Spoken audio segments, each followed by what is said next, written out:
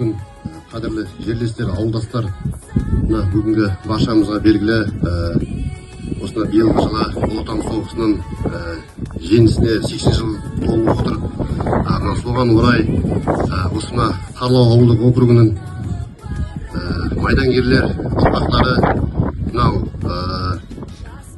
осы Ұлы Отан соғысына жеңіске жетіп, осына қазір таңда баршамыздың осындай отыруымызға себепкер болған баршаны аталарымызды, бабаларымызды еске алу шарасын ұйымдастырып, міне қабыл болсын, жеңіс құтты болсын.